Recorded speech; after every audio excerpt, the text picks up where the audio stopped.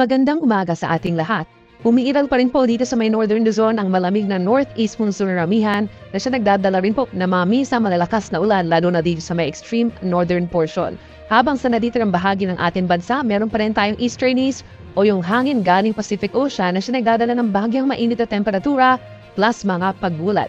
Samantala sa mga susunod na araw, wala po tayo nakikita na bagyo na papasok ng ating Philippine Area of Responsibility. For today, asahan pa rin po ang mga pag-ulan dito sa may Batanes and Cagayan provinces dulot po ng northeast monsoon. So mga light to moderate with at times heavy rains po, kaya't mag-ingat pa rin sa mga posibleng pagbaha at pagbuho ng lupa.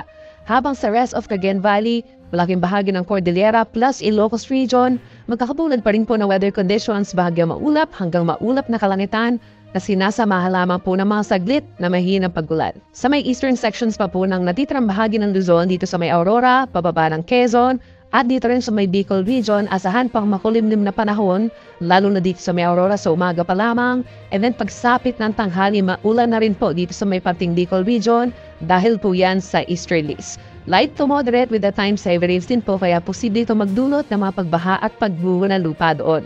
Habang dito naman po sa naditirang bahagi ng Luzon, kabilang ang Metro Manila, patuloy pa rin ang bahagyang maulap na kalangitan for most of the day, nasasamahan lamang po ng mga saglit na pag-ulan or pagkidlat pagbulok. Temperature sa Metro Manila nasa 23 to 31 degrees Celsius, habang sa Baguio naman nasa 16 to 26 degrees Celsius. Sa ating mga kababayan po dito sa may Eastern Visayas, lalo na sa may Northern Samar and Eastern Samar, magdala po ng payong kung lalabas na yan ng bahay dahil asahan ang mga paulan dulot po ng easterlies. Minsan malalakas din ito kaya mag-ingat din po sa mga posibleng pagbaha at pagbuho ng lupa. But for the rest of the day, lalo na sa hapon hanggang sa gabi, mababawasan ang mga pag-ulan doon.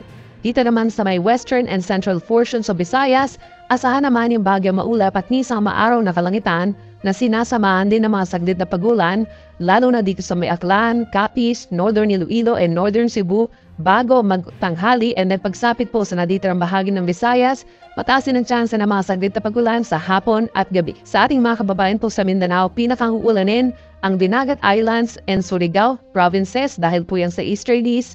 May mga kalat-kalat na ulan and thunderstorms sa umaga pero mababawasan ito pagsapit po ng hapon hanggang sa gabi. But for the rest of Mindanao, bahagyang maulap at minsan maulap ang kalangitan throughout the day.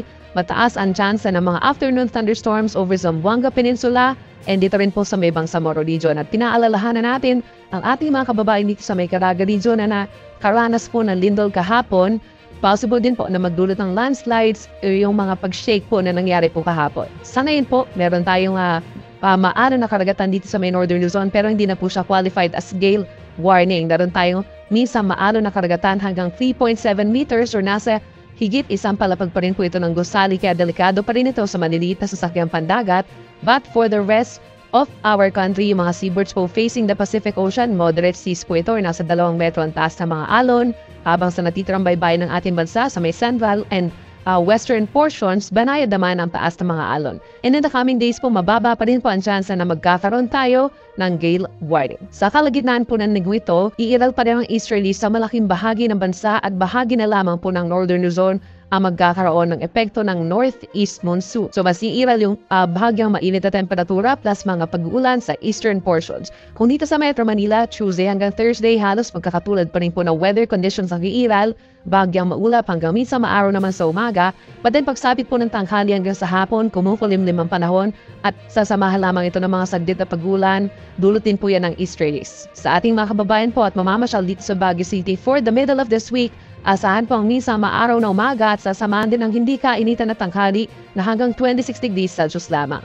May chance rin po ng mga isolated rain showers pagsapit po ng hapon, so hindi naman po ito magtatagal 1 to 2 hours lamang. Sa ating mga kababayan po sa Bicol region, asahan po bukas ang bahagyang maulap at minsan maaraw naman na kalangitan. Kumpara ngayong araw, mas kakaunti yung mga pag-ulan natin sa susunod pa na 3 araw, maliban na lamang po sa Wednesday ng hapon. Sa atong mga kaigsonan din na over Metro Cebu and even Eastern Visayas na rin po at malaking bahagi ng Central Visayas, bahagyang maulap hanggang maulap by tomorrow. Then pagsapit ng Wednesday, mataas ang chance na mapag-ulan doon. So magdala po ng payong, lalo na po sa tanghali hanggang sa gabi na po yan.